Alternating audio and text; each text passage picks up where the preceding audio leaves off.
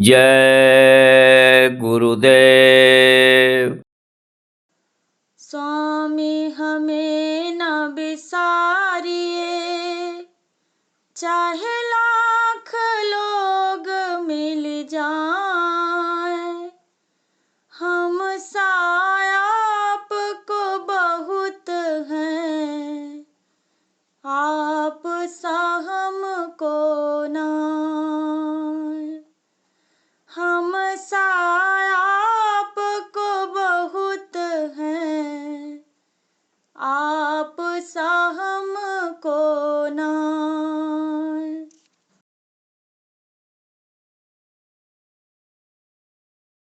गुरु प्यारे के संग प्यारी, चलो निज धाम।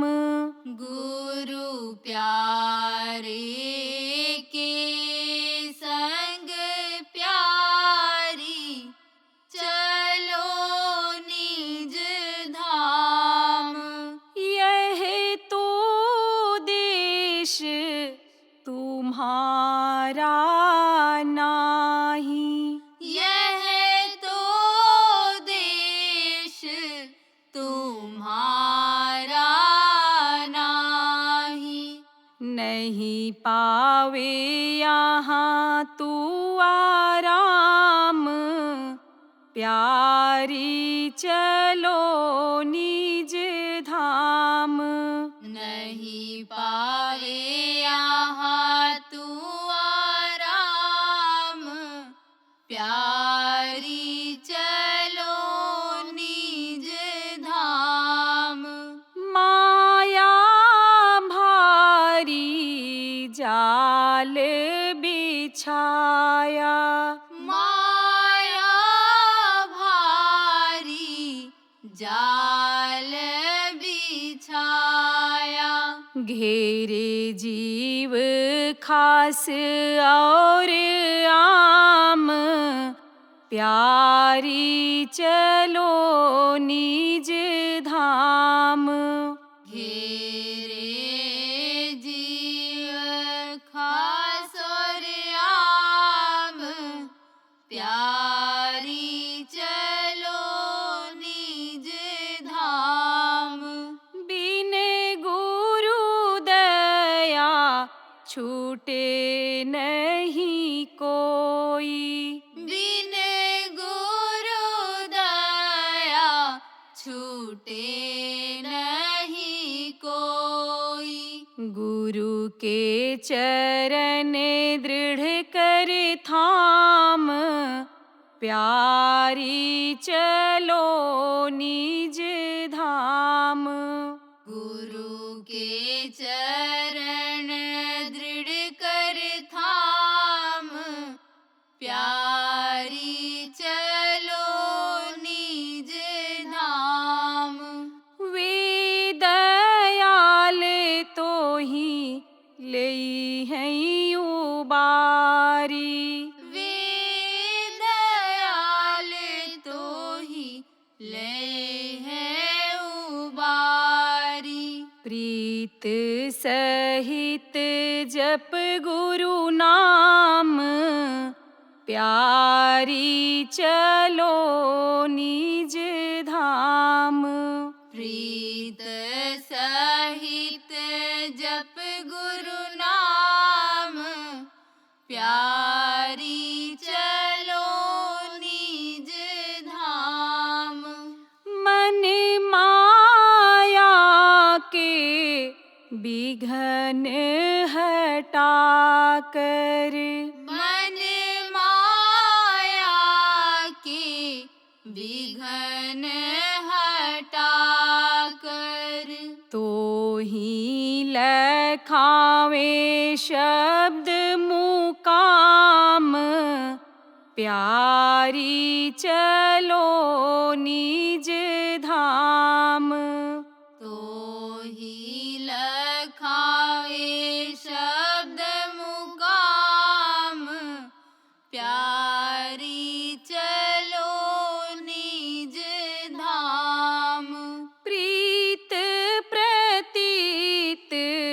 जगा तेरे हिय में, प्रीत प्रतीत जगा तेरे हिय में। धुन में सूरत लगावे ताम, प्यारी चलो निज धाम।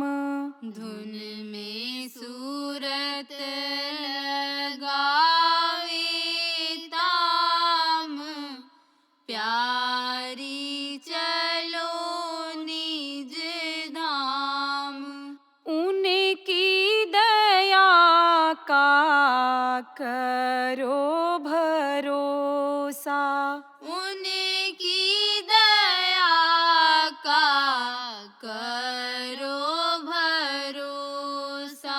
सतगुरु करे तेरा पूरन काम, प्यारी चलो निज धाम। सतगुरु करे तेरा पूरन काम, प्यारी चलो निज धाम। गुरु प्यारे के संग प्यारी चलो निज धाम। गुरु प्यारे के संग प्यारी चलो निज धाम। जय गुरुदेव, जय गुरुदेव।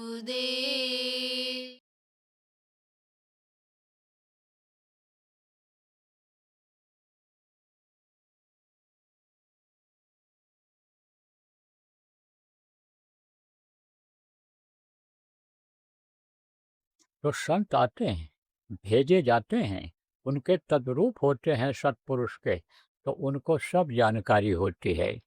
तो मत माने क्या होता है? विचार। मत माने क्या होता है? राय। कहते हैं ना, आप अपनी राय दीजिए। जैसे चुनाव होता है, इलेक्शन जिसको कहते हैं, तो उसमें क्या कहते हैं कि मत का दान करो। आपका मत क्या है? किसको आप चुन रहे हो? कौन व्यक्ति अच्छा है जो आपकी भलाई कर सके, आपके दुख को दूर कर सके, आपको सुख पहुंचा सके, आपके लिए साधन सुविधा मुहैया कर सके, उसका मत आप दो। तो मत इनका आगार होता है। तो संत मत में मुख्य चीज क्या है? साधो या संसार में तीन वस्तु है सार।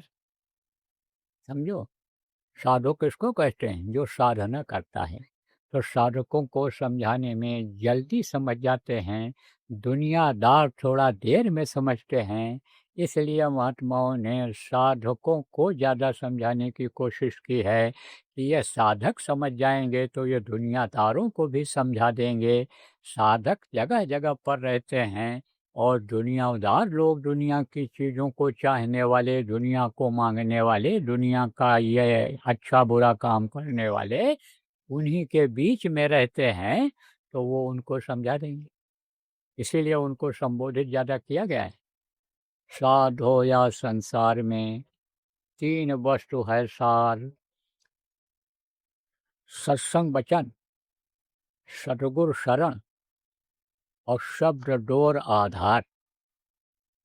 अब इसको समझा दें। सत्संग वचन, सत्संग जो वचन होते हैं, सत्संग कई तरह का होता है। सत्संग होता है आम सत्संग, खास सत्संग, सीने बसीने का सत्संग, ये होता है। यह समझो कि ये सत्संग होते हैं, इनकी क्वालिटी जिसको कहते हैं वो है। अब आप समझो कि आम सत्संग क्या होता है, जिसमें ये बताया जाता है कि भाई खान पान सही रखो, चाल चलन सही रखो, यह मनुष्य मंदिर मिला है, इसको गंदा मत करो, ये दुनिया, यह संसार, ये कोई चीज़ साथ जाने वाली नहीं है, ये देव दुर्लभ शरीर मिला है, इससे अपने आत्मा का कल्याण करो। ये सब बातें जिसमें बताई जाती हैं वो आम सत्संग होता है। और खास सत्संग क्या होता है? उसकी महिमा का वर्णन किया जाता है। इसकी महिमा, ये जो ऊपर के लोक के धनी हैं, इनकी महिमा है, इनका वर्णन किया जाता है। और सीने बसीने सत्संग कौन सा होता है? सीने बसीने सत्संग होता है उस प्रभु से जुड़ करके, यानी उसके धार को पकड़ करके जो सुनाया जाता है वो सीने बसीने सत्संग होता है। तो अब आप समझो प्रेमियों, जो सीने पसीने का सत्संग होता है उसको कौन करता है? उसको, जिसको वक्त गुरु कहा गया, सतगुरु कहा गया, वो करते हैं। और उनकी जो वाणी होती है, उनकी जो आवाज़ होती है, तो उससे लोग प्रभावित हो जाते हैं, उससे लोग असर में आ जाते हैं। इसीलिए लोगों में बदलाव आ जाता है। बहुत से लोग बुराइयों को छोड़ देते हैं। जहाँ सत्संग होता है और सत्संग सुनते हैं, वहीं पर संकल्प बना लेते हैं कि अब हम बुराइयों से हट रहे हैं। बुराई से कोई काम बनने वाला नहीं, और बुराई से और बुराई बढ़ती जाएगी। जैसे झूठ आदमी कोई चीज़ को बोल देता है, तो फिर एक झूठ को छिपाने के लिए कई झूठ बोलता चला जाता है, और बाद में वो झूठ खुल जाता है। झूठ खुल जाता है। कैसे खुलता है ये भी बता दें। किसी ने आपसे झूठ बोला, अब सुन लिया आपने, 2 दिन के बाद पूछो तो फर्क हो जाएगा बातों में। 2 महीना बाद पूछो तो सही बात ही रह जाएगी, और झूठी बात सब भूल जाएगी। झूठी भूल जाती है, सही बात नहीं भूलती है। तो जैसे आदमी सोचता है कि भाई एक झूठ को छिपाने के लिए हम, यानी समझो कि कई झूठ बोलते हैं लेकिन तो भी झूठ खुल जाता है।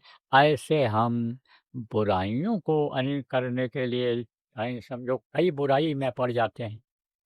जैसे कोई मांस खाता है तो कुछ दिन के बाद शराब भी पीने लगता है, और जब शराब पीता है तो व्यभिचार करने लगता है।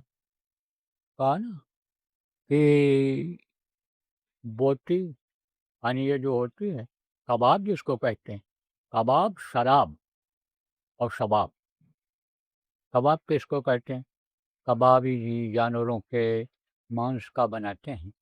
तो जो कबाब खाता है फिर वो उसको बोटी को गलाने के लिए शराब पीने लगता है कि गल जाए, घुल जाए इसमें, क्योंकि देर में घुलता है। पानी में आप रोटी डाल दो घुल जाएगा, मांस डालोगे बहुत समय लगेगा घुलने में उसमें। तो अब तो कुकर चल गए। पहले आप ये समझो कि मांस को पकाने के लिए लोग क्या डालते थे? सुपारी। देखो, वो लोग, बहुत से लोग सुपारी खाते थे, अब भी खाते हैं। अब तो तरह तरह के केमिकल मिला देते हैं उसमें, नशे वाली चीज़ें मिला देते हैं, उसका गुटखा बना देते हैं। लेकिन रहती क्या है? सुपारी। सुपारी तब कहते हैं कि जो खाता हूँ हजम हो जाता है, इसलिए ये खाता हूँ। और उसकी बन जाती है आदत, क्योंकि हल्का हल्का उसमें नशा होता है। तो अब आप इस बात को समझो, सुपारी से गलाते थे लोग। जैसे शाकाहारी लोग भी भोजन के बाद सुपारी खाते थे, पान खाते थे, ऐसे ही वो उसको उससे गलाते थे। तो गलता नहीं है, घुलता नहीं है जल्दी। तो कैसे घुलता है ये जब समझो आपकी जो खारा चीज़ है, जो अल्कोहल जिसको कहते हैं, उससे ये घुलता है। तो कबाब के बाद फिर शराब, और शराब के नशे में अपनी माँ बहन को नहीं पहचान पाता, तब फिर उसको शबाब चाहिए, उसको सुंदर औरत चाहिए।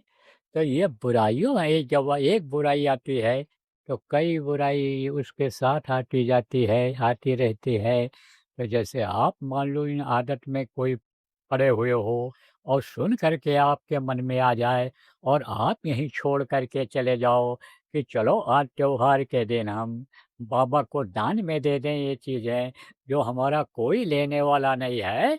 कूड़ा करकट कोई लेता है? कूड़ा करकट कोई नहीं लेता है, समझा? लेकिन महात्मा कूड़ा करकट भी ले लेते हैं। गुरु महाराज हमारे सुनाते थे, कहते थे कि एक महात्मा जी समर्थ थे, तो उनको जीवों को पकड़ना था। कैसे कैसे महात्मा जीवों को पकड़ते हैं। जो पुराने लोग हो आप, याद करो गुरु महाराज किस तरह से आपको खींचे, किस किस बहाने से खींचे, कैसे कैसे आप पहुँचे। चाहे आप बीमारी ठीक करने के लिए पहुँचे, चाहे मुकदमा जीतने के लिए पहुँचे, चाहे आप यानी समझो अच्छा पद पोस्ट पाने के लिए पहुँचे। खींचा कैसे? जैसे जिसके भाव थे, जैसे जिसकी इच्छा थी, जैसे जो चाहता था, उस हिसाब का ऐलान किया गुरु महाराज ने। नौजवानों को इकट्ठा करना था।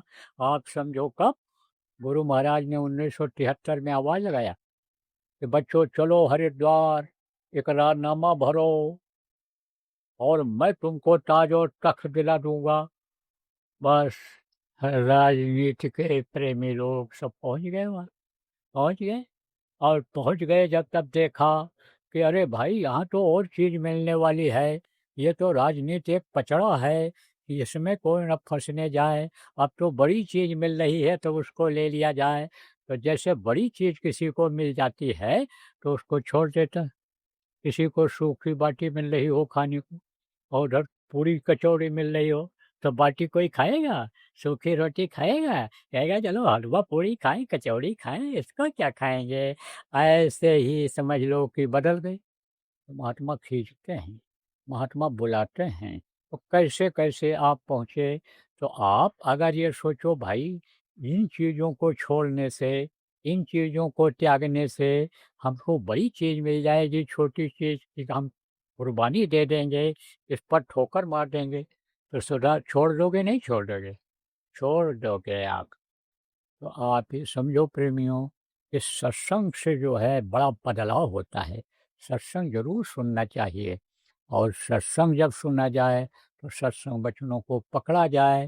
देखो सत्संग में ही यानी ये उपदेश मिला, सारी बातें मिली। और सत्संग में ही देखो प्रेमियों, हमको आपको सबको नामदान मिला। और तब हमने आपने यानी समझो कि सदगुरु का शरण लिया, सदगुरु को पकड़ा। क्यों? जब ये चीज़ समझ में आई, सहजो यह संसार में गुरु पूजा है सार। मतलब गुरु पूजा सार है। सहजो यह संसार में अन गुरु बिन पूरे नाहीं। आप ये समझो गुरु के बगैर कोई भी काम पूरा नहीं हो सकता है। गुरु की ज़रूरत होती है। चाहे कोई कहे हम डिग्री ऐसे घर पर पढ़ कर के ले लेंगे, नहीं ले पाता है। वहाँ भी ट्यूटर की ज़रूरत पड़ती है, वहाँ भी मास्टर की ज़रूरत पड़ती है, वहाँ भी गुरु की ज़रूरत पड़ती है।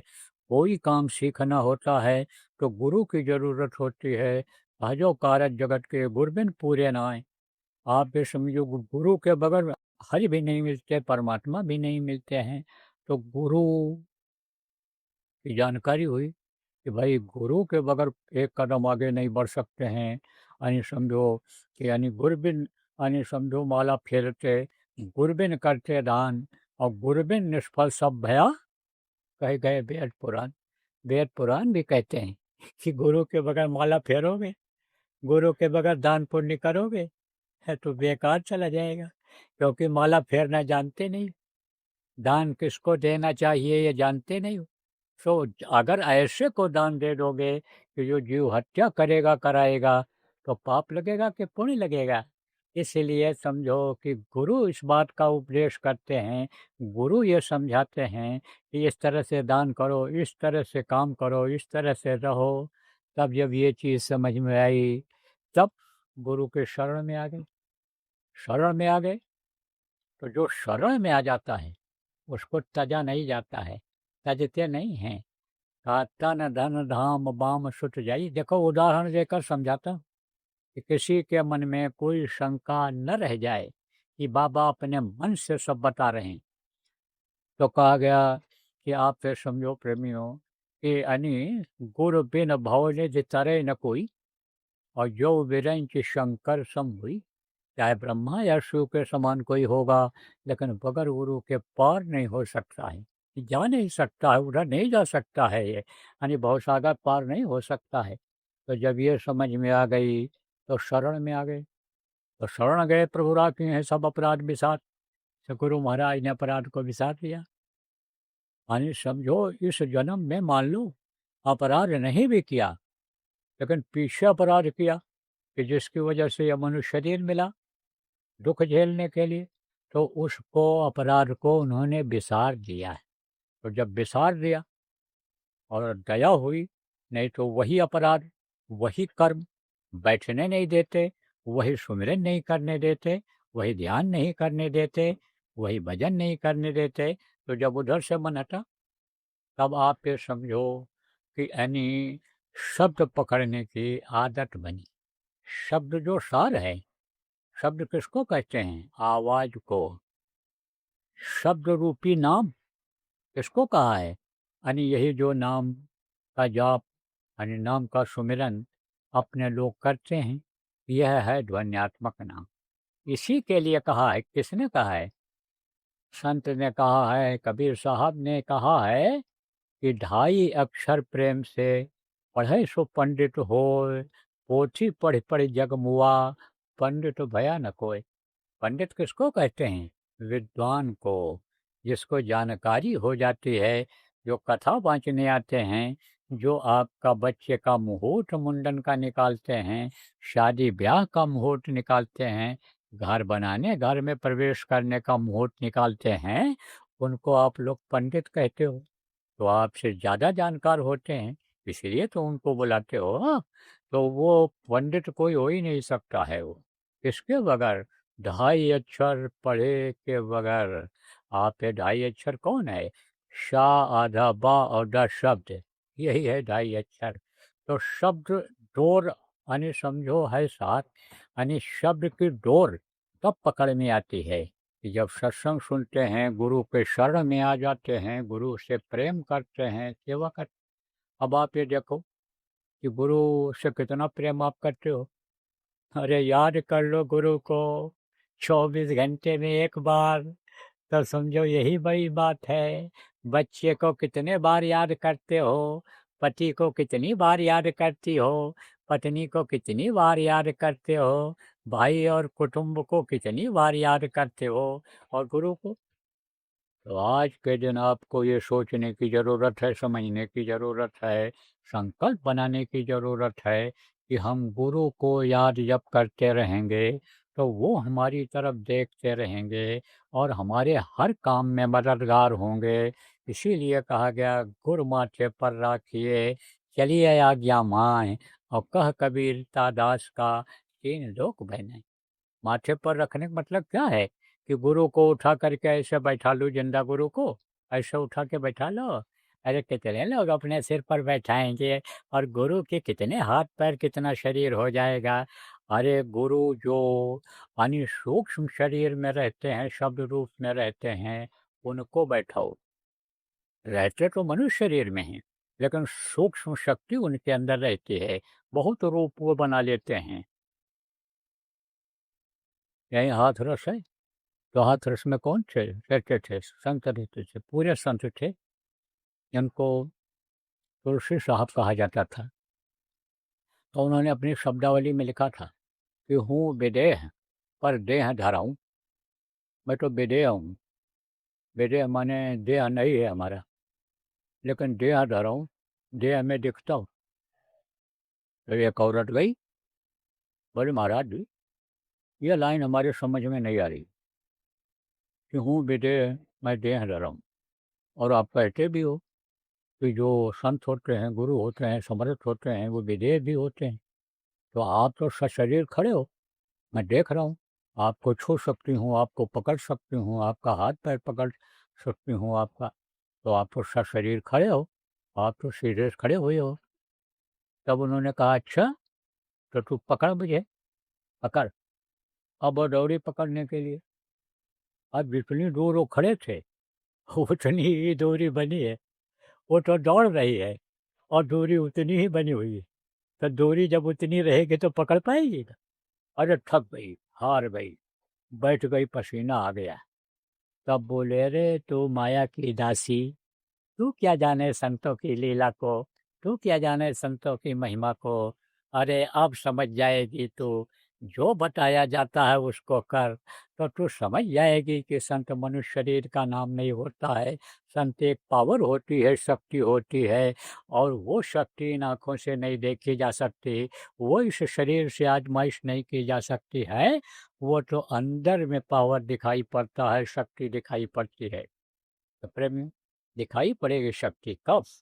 आज अगर आप मेहनत करोगे तो परम प्रकाश रूप दिन राती, और नहीं कुछ चाहिए दिया घट बाती। आप समझो, आपको लोगों ने बताया होगा कि रोशनी में चले जाओगे, दीपावली में जाओगे तो ये चमचमाती टिमटिमाती ये जो यानी दीपक की ज्योति है, इससे कई गुना ज़्यादा प्रकाश मिल जाएगा। और जब प्रकाश मिल जाएगा तो उनका रूप प्रकाश में दिखाई पड़ेगा, कि जैसे उजाला है तो उजाला में एक दूसरे को लोग देख रहे हो, लेकिन अंधेरी रात में एक दूसरे को नहीं देख पाओगे। नज़दीक ही बैठे लोगों को, खड़े लोगों को नहीं देख पाओगे, लेकिन उजाले में देख सकते हो। तो कैसे देखा जाता है? ये जब शब्द की कमाई की जाती है, जब सुमिरन किया जाता है, उनका ध्यान किया जाता है और भजन किया जाता है, तो तीन वस्तु है साथ। ये तीन वस्तु सार है, और सत्संग, सेवा और भजन, ये समझ लो कि उसका एक तरह से जैसे नज़दीक किसी के लोग होते हैं, जैसे कोई साहब का पेशकार होता है बगल में बैठता है, और राजा का मंत्री होता है बगल में बैठता है, यानी समझो कि वो है, समझ लो इसको उनके ही जैसा, यानी समझो बहुत चीज़ों का पावर उसको भी रहता है। जैसे आप ये समझो प्रेमियों कि यानी वो अटॉर्नी पावर जिसको दे देते हैं, यानी पावर ऑफ अटॉर्नी जिसको इंग्लिश में कहते हैं, तो उसको भी वही अधिकार हो जाता है। तो अब आप ये समझो प्रेमियों कि यानी तीन वस्तु तो वो बता दिया, अब तीन ये बताता हूँ। क्या? सुमिरन, ध्यान और भजन। तो कहोगे मैं तो करता हूँ, लेकिन करते तो हो, लेकिन उसका फल जो मिलना चाहिए वो नहीं मिलता है। पेड़ तो लगाए हो, बहुत ऊंचा पेड़ लगाए हो, खुशबू तो देता है, लेकिन फल मुंह में डालकर नहीं खा सकते हो। कुछ पेड़ तो ऐसे हैं कि जिनमें फल फूल दिखाई नहीं पड़ता है, बस खाली वो ऐसे लहराते रहते हैं, सुंदरता उनकी दिखाई पड़ती है, लेकिन फल नहीं निकलता है। कुछ फल के पेड़ ऐसे होते हैं कि जिनमें सुंदरता भी होती है और फल भी मिलता है, और मीठा फल मिलता है। तो ऐसा पेड़ क्यों न लगाया जाए कि जिसका फल मीठा मिल जाए? ऐसा जानवर क्यों न रखा जाए कि गौ सेवा भी हो जाए, और कुछ मुंह में भी चला जाए, खाने को भी मिल जाए, बच्चों के अंदर ताकत आ जाए, दूध से बूट बढ़ जाए। बूट माने क्या होता है? ताकत बढ़ती है। दूध पिए बूट बढ़े, घी खाए खोपड़िया। एक उधर कहावत है गाँव में, पूरब में। खोपड़िया किसको कहते हैं? यानी दिमाग को, ब्रेन को, जिसे कहते हैं ना, क्रीम ब्रेन है इनका, तेज दिमाग है। तो घी से दिमाग बढ़ता है, तेज होता है घी खाने से। तो ऐसा क्यों ना जानवर रखा जाए, ऐसा गाय क्यों ना रखा जाए कि जैसे से दूध बूध बढ़े, ब्रेन बढ़े, घी मिल जाए, दही मिल जाए, पेट साफ के पेट को सही कर दे। दही यानी सही होता है, लेकिन दही कब खाना चाहिए? दोपहर में खाना चाहिए, नहीं तो सुबह यानी समझो कि खाना चाहिए, शाम को नहीं खाना चाहिए। जैसे खीरा है, सुबह खीरा हीरा, और दोपहर खीरा खीरा, और शाम को खीरा हीरा। तकलीफ देता है, बहुत ठंडा हो जाता है, ठंड का असर हो जाता है। सुबह कब? शाम को, रात को। दोपहर में खीरे का गुड़ देता है, और सुबह सुबह खा लो, अरे तो हीरा का काम करता है। एकदम पानी की कमी पूरा कर देता है। जो पेट में शाम का पड़ा रह गया भोजन, उसको हजम कर देता है, खत्म कर देता है, गला करके, भूला करके। इसी तरह सुबह मूली मूल है, मूल माने अमृत। सुबह मूली मूल है, दोपहर मूली मूली, मूली का गुड़ उसमें होता है। सुबह का खाए गैस खत्म है, सुबह का खाए भोजन पचा दे, दोपहर में खाए तो भोजन को पचावे, शाम को मूली सूली। सूली किसको कहते हैं? फांसी को, तकलीफ को, कष्ट को कष्ट देता है। तो ऐसे ही आपके समझ लो प्रेमियों कि आपको इन बातों को समझना चाहिए, तो उसका फल मिलना चाहिए। किसका फल? सुमिरन का। सुमिरन का फल नहीं मिलता है।